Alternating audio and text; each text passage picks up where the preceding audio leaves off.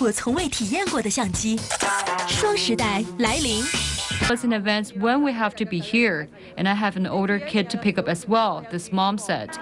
But the young ones had a different take on the matter. This one was just happy that there was no school. Another child hoped the typhoon will continue tomorrow because he has a lot of homework to do.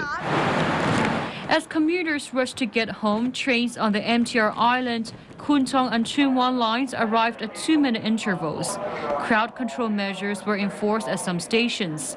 The railway operator called on commuters not to rush to the stations right after they finished work. Most of the bus services also remained normal. The impact of Kapu became evident on the street since the early afternoon.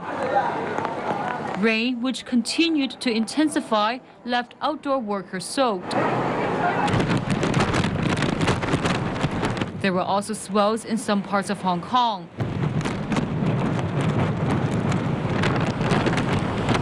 Kapu has taken a more northerly track in the afternoon and showed signs of further intensification as well. There were gale force winds over offshore areas and high grounds, and local winds are expected to strengthen further. For the latest information about the storm, please call the Home Affairs Department's 24-hour hotline at 2835-1473.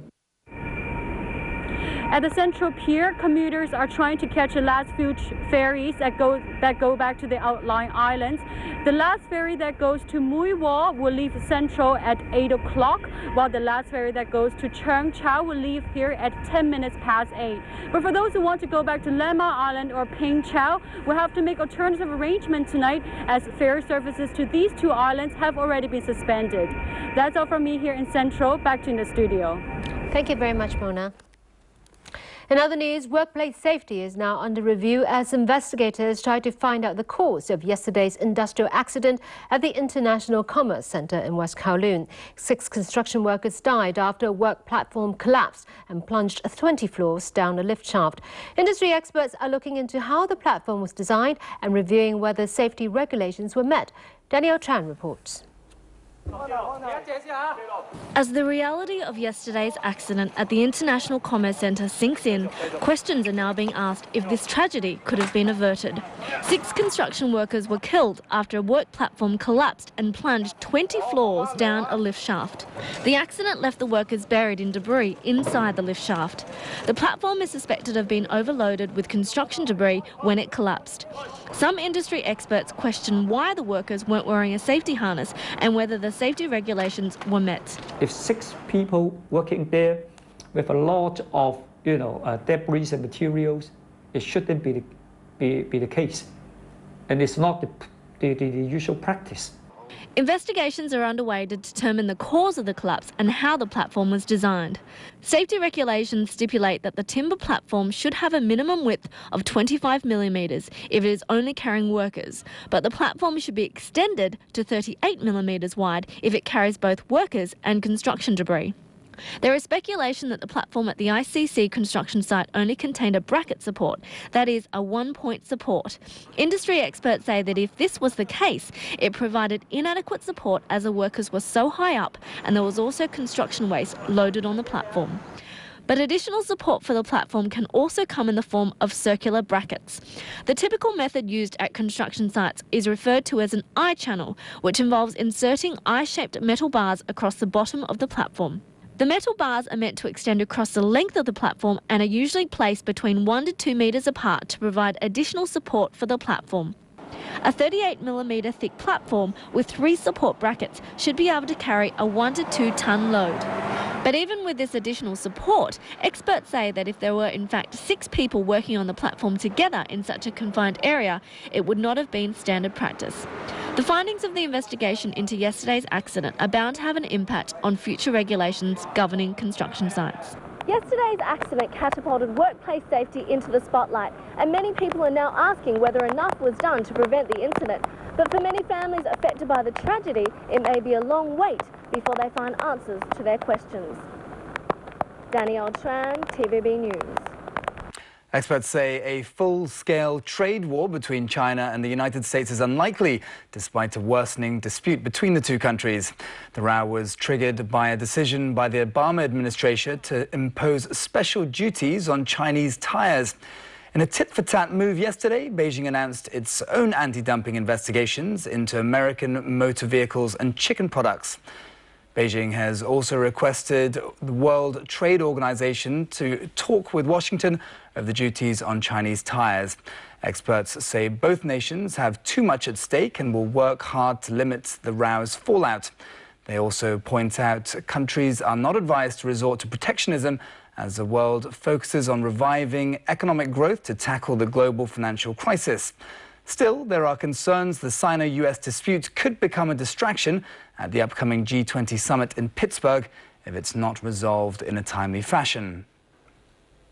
US President Barack Obama is pushing ahead with tougher regulatory reform on the first anniversary of the collapse of investment bank Lehman Brothers. But as Jameson Wong reports, there are doubts tonight on whether world governments have done enough to prevent another economic crisis. 1 year on, and the global economy is still struggling to get back on its feet. The collapse of Lehman Brothers marked the start of the worst economic crisis the world had seen since the Great Depression. No one ever dreamed of seeing days like that, and I hope we never see them again. And there was a day when the money market broke the buck.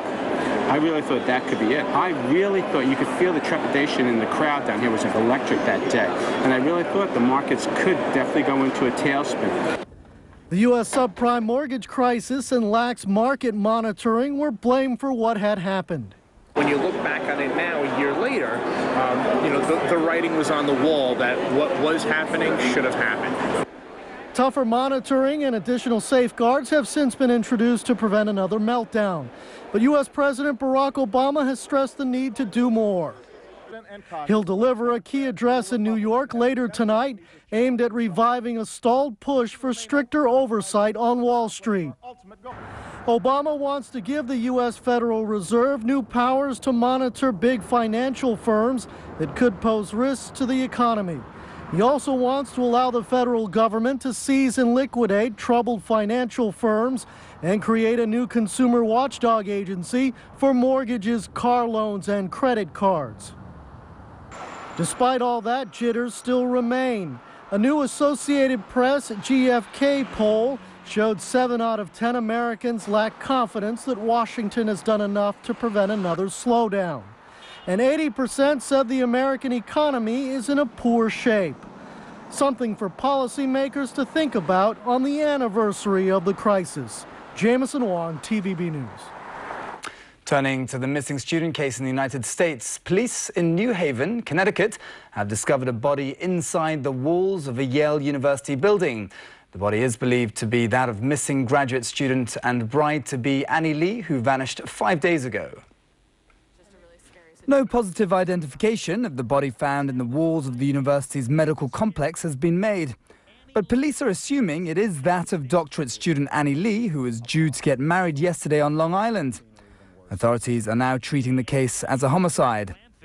Lee's disappearance on Tuesday had baffled investigators prior to the discovery of the corpse. There was no video footage of the 24-year-old leaving the building where she worked, a laboratory under the eye of 75 surveillance cameras. Her ID, money, credit cards and purse had been found in her office as well. Yesterday,